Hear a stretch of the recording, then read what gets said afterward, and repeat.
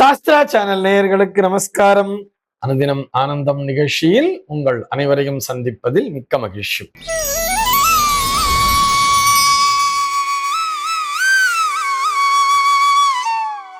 இன்று 7/6/2026 இந்த நாள் குறித்து பஞ்சாங்கம் என்ன சொல்றதுன்னு பார்க்கலாம் வாங்கோ. இன்றைய தினம் பராபவ வருடம் வைகாசி மாதம் 24ஆம் தேதி ஞாயிற்றுக்கிழமை. திதி பார்த்தோம்னா தேய்பிரை சப்தமி திதி. நாளைய தினம் அதிகாலை 3:25 வரைக்கும் இருக்கு. அதனைத் தொடர்ந்து தேய்பிரை அஷ்டமி திதியானது வந்து விடுகிறது. இன்னைக்கு நட்சத்திரம் பார்த்தோம்னா அவிட்டம் நட்சத்திரம் காலை 7:54 வரைக்கும் இருக்கு. அதனைத் தொடர்ந்து சதயம் நட்சத்திரம் என்பதும் வந்து விடுகிறது.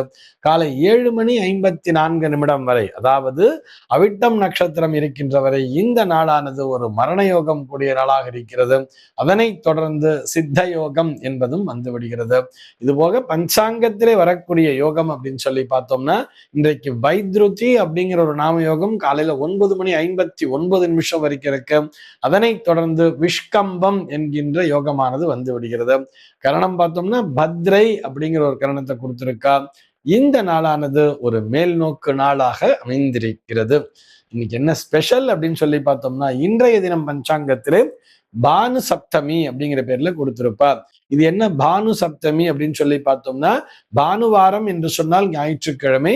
ஞாயிற்றுக்கிழமை நாளும் சப்தமி திதியும் ஒன்றாக இணையக்கூடிய நாளிலே பானு சப்தமி என்ற பெயரிலே கொடுத்திருப்பார்கள். இந்த நாளிலே அவசியம் சூரிய நமஸ்காரத்தை செய்ய வேண்டியது. இது ஒரு பொங்கல் பண்டிகைக்கு சமானம், ஒரு ரத சப்தமி நாளுக்கு சமானம் என்பது போல சொல்லியிருக்கிறார்கள். ஆக இந்த நாளிலே அவசியம் சூரிய நமஸ்காரத்தை செய்து ஆன்ம பலத்தினை பெற்றுக்கொள்ள வேண்டியது. அதுக்கு தான் பஞ்சாங்கத்திலே பார்த்தோம்னா அலபியம் அப்படிங்கிற ஒரு வார்த்தையை கொடுத்திருப்பார். இந்த அலபியம்னா என்னன்னு கூட ஒரு நேர் கேள்வி கேட்டிருப்பார். அதற்கு சரியான நேரம் இதுன்னு நினைக்கிறேன். அலபியம்னு சொன்னா கிடைத்தற்கரிய என்று பொருள்.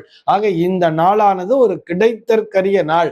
ஆக இந்த நாளினை தவற விடாது அவசியம் சூரிய நமஸ்காரத்தினை செய்ய வேண்டியது.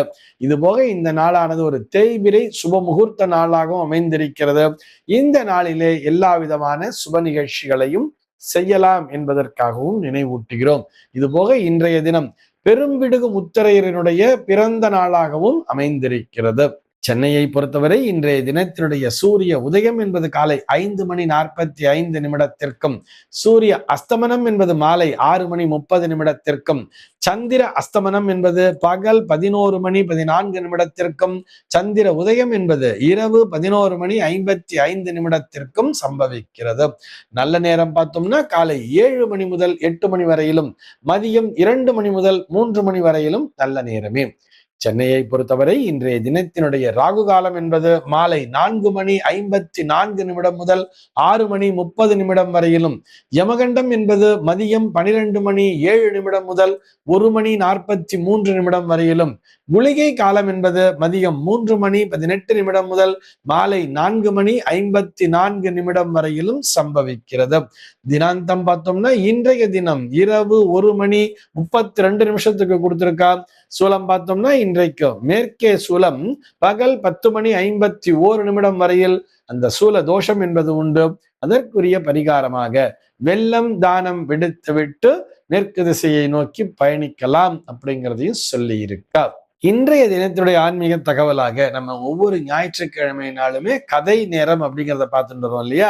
அந்த வரிசையில இன்னைக்கு என்ன கதையை பார்க்க போறோம்னு சொல்லி பார்த்தோம்னா அபயம் என்கின்ற பெயரிலே தான் ஒரு கதையை பார்க்க போறோம். அபயம் அப்படிங்கிறத பிராக்கெட்ல வச்சுக்கோங்க, பயம் அப்படின்னு கூட வச்சுக்கலாம். பயம் அபயம், பயப்படாதே அப்படின்னு தான் அர்த்தம், பயமின்மை அப்படின்னு அர்த்தம். ஆனா இந்த அபயம்ங்கிற வார்த்தையை நம்ம எப்ப பயன்படுத்துவோம்? இறைவனிடத்திலே தானே பயன்படுத்துவோம். அது சம்பந்தப்பட்டுதான் ஒரு கதை. சமீபத்திலே முகநூல்ல படிச்ச கதை தான், அதையும் பார்த்துடலாம். ஒரு ஊர்ல ஒரு சிறுவன் இருந்தாலும், சிறுவன் தான் பெற்றோரோடு வசித்து வந்தான். அவங்க பெற்றோர் எப்பயுமே அந்த சிறுவனை இந்த விடுமுறை நாள் வருதுல, இல்லை மே மாசம் மாதிரிலாம் ஒரு 15 நாளைக்கு பாட்டி வீட்டுக்கு கூட்டிட்டு போவாங்களாம். அந்த பெற்றோருடைய அப்பா அம்மா வீட்டுக்கு, கிராமத்துல இருக்கிற வீட்டுக்கு ஒவ்வொரு தடவையும் பிறந்த நாள்ல தான் நகரத்துல வசிச்சிட்டு இருக்காங்க ஒரு டவுன்ல. அங்கிருந்து ஒவ்வொரு நம்ம அந்த விடுமுறை டைம் அப்படின்னு வரும்பொழுது, ஹாலிடேஸ் வரும்பொழுது ஒரு 15 நாள் அந்த பிறந்த ஊருக்கு போகணும்னு சொல்லிட்டு பாட்டி ஊருக்கு கூட்டிட்டு போறது வழக்கமாம். அப்படி ஒவ்வொரு வருடமும் கூட்டி கொண்டு போகும் பொழுது இந்த வருஷம் இந்த பையன் வந்து கொஞ்சம் பெரிய பையன் ஆயிட்டான். ஏதோ ஒரு ஹை ஸ்கூல் போற பையன் ஆயிட்டான்னு வச்சுக்கோங்க. ஒரு 9th ஸ்டாண்டர்ட் அல்லது ஒரு 10th ஸ்டாண்டர்டுக்குள்ள அந்த பையங்கிற வந்துட்டான். ஒரு 9th ஸ்டாண்டர்ட் படிக்கிற பையன் வந்து என்ன சொல்றான், இப்ப நீங்க ஒவ்வொரு தடவையும் நீங்க தான் என்ன கூட்டிட்டு போறீங்க. இந்த தடவை நான் தனியா போயிட்டு வரேன்னு சொல்லி ரொம்ப ஒரு மாச காலமாவே எக்ஸாம் எழுதும் போதுல இருந்து அவங்க அப்பா அம்மாட்ட நச்சு பண்ணிக்கிட்டே இருக்கான். இவங்களுக்கு பயம் குழந்தைய தனியா அனுப்புறதுக்கு. கூடாது கூடாதுன்னு சொல்லிட்டு இருக்காங்க. ஆனா இந்த பையன் டெய்லி பிடிவாதம் முடிச்ச, நான் என்ன சின்ன குழந்தையா, நான் பெரிய பையன் ஆயிட்டேன்ல, நான் பேண்ட் ஷர்ட் எல்லாம் போடுறேன், நான் அழகா நான் வந்து பயம் இல்லாம நான் பாட்டி வீட்டுக்கு போயிட்டு வரேன், நீங்க கவலைப்படாதீங்க கவலைப்படாதீங்கன்னு சொல்லிட்டு ரொம்ப தொந்தரவு பண்ணி சரிப்பா போயிட்டு வான்னு சொல்லிடுறாங்க. இந்த பையனுக்கு கை கால் புரியல, சந்தோஷம், ரொம்ப ஹாப்பி ஆயிடுறான் இந்த பையன். இந்த தடவை நம்ம தனியா ஊருக்கு போறோம் அப்படின்னு வந்தோடனே அவனுக்கு ஒரு பெருமையா நினைச்சுக்கிறான். நான் தனியா தானே ஊருக்கு போறேன் அப்படின்னு சொல்லிட்டு ஒரு பெருமையாவே நினைச்சுக்கிறான். அவங்க அப்பா விடாம அவன் என்ன பண்றாருன்னா ரயில்வே ஸ்டேஷனுக்கு கூட்டிட்டு வராரு. டிக்கெட் வாங்கும் போதும் அட்வைஸ் கொடுக்குறாரு. டிக்கெட்லாம் வாங்கி அவன் கையில கொடுத்துட்டு பெட்டியில ஏத்துறதுக்கு முன்னாடி கூட அவனுக்கு அட்வைஸ் பண்ணிக்கிட்டே இருக்காரு. கண்ணா பயப்படாம இப்படி எல்லாம் இருக்கணும், ட்ரெயின் போகும்போது ஜாக்கிரதையா இருக்கணும், ட்ரெயின் மூவ்மெண்ட்ல வந்து உனக்கு பாத்ரூம் வருது டாய்லெட் வருதுன்னு சொன்னா கதவு திறந்திருக்கா, அதாவது இந்த வெளியில இந்த பாத்ரூம் ஒட்டி தான் இந்த பெட்டியினுடைய கம்பார்ட்மெண்ட்டுடைய கதவெல்லாம் திறந்திருக்கும் தெரியுமா, அங்கெல்லாம் போயிடக்கூடாது, ஏதோ திடீர்னு ஒரு ஆட்டத்துல தவறி விழுந்துருவேன், நிறைய இன்ஸ்ட்ரக்ஷன்ஸ் கொடுத்துக்கிட்டே வராரு. இந்த பையன் வந்து எல்லாம் காதுல வாங்கி வாங்காத மாதிரி, நீங்க இதெல்லாம் பிறந்ததுல இருந்தே சொல்லி கொடுத்துட்டு இருக்கீங்க, நீங்க ஏன் கவலைப்படுறீங்க, நீங்க பயப்படாதீங்க, நான் எல்லாம் தைரியமா போயிட்டு வந்துருவேன்னு சொல்லி அந்த பையன் வந்து திரும்ப திரும்ப அதையே சொல்லிக்கிட்டு இருக்கான். அவங்க அப்பா சொன்னதை சரியா காதுல கூட வாங்கல, நிறைய இன்ஸ்ட்ரக்ஷன்ஸ் கொடுக்குறாரு. ஆனா எதையுமே காதுல வாங்கல. இருந்தாலும் வாங்கின மாதிரி நான் பாத்துக்கிறேன், நீங்க எல்லாம் சொல்லி சொல்லி தலைய ஆட்டிக்கிட்டு இருக்கான். அப்புறம் அப்பா கரெக்டா வண்டி கிளம்பும் போது அந்த நேரத்துல என்ன பண்றாருன்னா, நீ உனக்கு வந்து திடீர்னு ஏதாவது ஒரு கஷ்டம், ஏதோ ஒரு சங்கடம், ஏதோ ஒரு பயம்னு வந்துச்சுன்னா, ஒரு ஆபத்து காலத்துல இதை எடுத்து பாருன்னு சொல்லிட்டு ஒரு பேப்பர் எடுத்து உன் பாக்கெட்ல வச்சிடுறாரு. ஏதோ ஒரு பேப்பர், அந்த பேப்பர் எடுத்து உன் பாக்கெட்ல வச்சு விட்டுறாரு. பாக்கெட்ல வச்சுக்கு, உனக்கு திடீர்னு அவசர ஆத்திரத்தையா ஹெல்ப் வேணும்னா இந்த பேப்பரை எடுத்து பாத்துக்கோப்பா அப்படின்னு சொல்லிட்டு வச்சிடுறாரு பேப்பரை. அந்த பையன் வந்து அந்த பேப்பர் எல்லாம் பெருசா சீரியஸா எடுத்துக்கல. அவனுக்கு வந்து தலைக்கால் புரியல. நம்ம முதல்ல தனியா தானே டிராவல் பண்ண போறோம்னு சொல்லிட்டு அவனுக்கு அவ்வளவு சந்தோஷம், அவ்வளவு ஹாப்பி. அதனால அப்பா வச்ச பேப்பர் எல்லாம் கவனிச்சுக்கலாம் பண்ணி டாட்டா சொல்லிடுறான் அப்பாக்கு. போய் பெட்டியில உட்காந்துடுறான். இவன் தனியா வரான் அப்படிங்கிறது இந்த பெட்டியில உட்காந்துருப்பா அக்கம் பக்கத்துல ஒரு பெரியவங்க எல்லாம் இருப்பாங்க தெரியுமா, முதியவர்கள் இருப்பாங்க, ட்ரெயின்ல டிராவல் பண்றவங்க எல்லாம் இருப்பாங்க இல்லையா, அவங்கள பாக்குறான். எந்த ஊருக்கு போறேன்னு கேட்கும்போது அந்த பையன் சொல்றான், அந்த ஊருக்கு நீ அவ்வளவு தூரம் தனியாவா போற, அப்பா அம்மா இல்லாமன்னு கேட்டவொடனே ஆமா ஆமா அப்படின்னு சொல்லி இந்த பையன் காலரை தூக்கி விட்டுக்கிறான், பெருமையா சொல்றான். அந்த தாத்தா எதிர உட்காந்து இருக்கிற தாத்தா ரொம்ப நேரமா கூட பேசிக்கிட்டே வராரு. கொஞ்ச தூரம் கழிஞ்ச உடனே, கொஞ்ச நேரம் போன உடனேயே அந்த தாத்தா இறங்க வேண்டிய ஸ்டேஷன் வந்துருது. அவர் வந்து அடுத்த ஸ்டேஷன்ல இறங்கிடுறாரு. இவனுக்கு ஏதோ ஒரு கம்பெனி மிஸ்ஸிங் மாதிரி இருக்குது. இவ்வளவு நேரம் பேசிக்கிட்டே வந்தாரு, பொழுது போனது தெரியல. அந்த தாத்தா இறங்கி போயிட்டாரு. அடுத்தது இன்னொருத்தர் அந்த அதே ஸ்டேஷன்ல ஏறவர் வந்து உட்கார்றாரு. அவரை பார்த்தோம்னா அவர் வந்து கொஞ்சம் முரட்டுத்தனமான ஆசாமி மாதிரி இருக்காரு. முகத்துல பெரிய மீசை, முரட்டுத்தனமா கொஞ்சம் கண்கள்லாம் செவந்து போய் ஒரு மாதிரியா இருக்கிற ஆளை பாக்குறதுக்கே. அப்புறம் கொஞ்சம் நசன்னு கூட்டமா ஏறுறாங்க வேற. எல்லாம் பார்க்கும்போது இந்த பையனுக்கு ஒரு மாதிரி மனசுக்குள்ள ஒரு சங்கடமா இருக்கு. அந்த எதிர வந்து உட்காந்துருக்கு இவனையே முறைச்சு பாக்குற மாதிரி வேற இவனுக்கு ஒரு ஃபீல் இருக்கு. ஒரு பயம்ங்கிறது மனசுக்குள்ள வருது.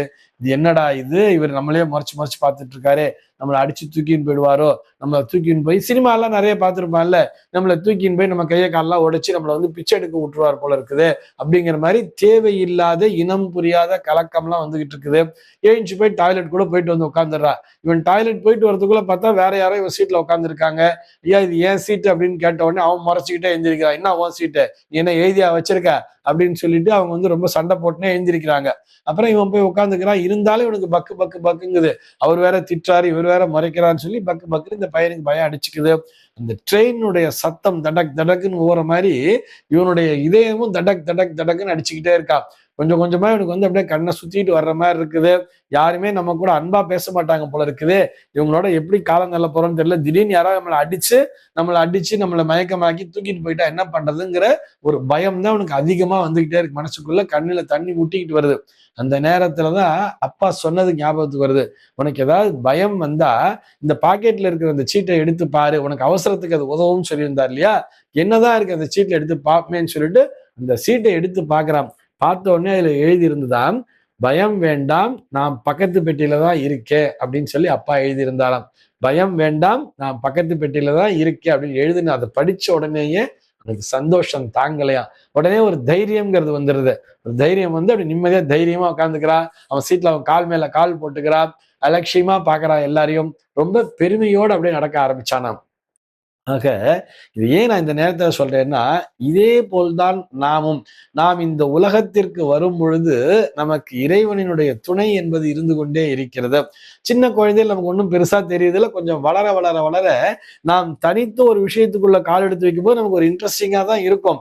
அதுக்கப்புறம் இந்த வாழ்க்கையில பல பிரச்சனைகளை பார்க்கும் பொழுது பார்க்க பார்க்க பார்க்க நம்மையும் அறியாமல் மனதிற்குள்ளாக ஒரு கலக்கம் என்பது வந்து விடுகிறது.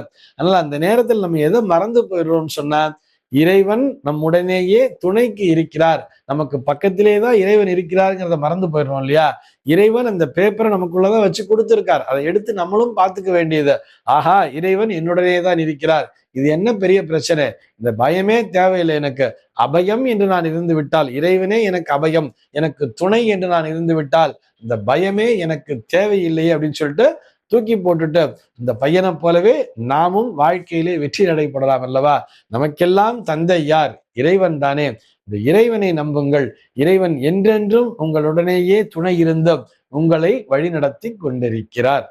இந்த தகவலோடு இன்றைய தினம் உங்களிடமிருந்து நான் விடைபெற்றுக் கொள்கிறேன். மீண்டும் உங்கள் அனைவரையும் நாளைய தினம் ஒரு புதிய தகவலோடு சந்திக்கிறேன். அன்பர்கள் அனைவருக்கும் அனுதினமும் ஆனந்தமாய் அமைய பிரார்த்திக்கிறேன்.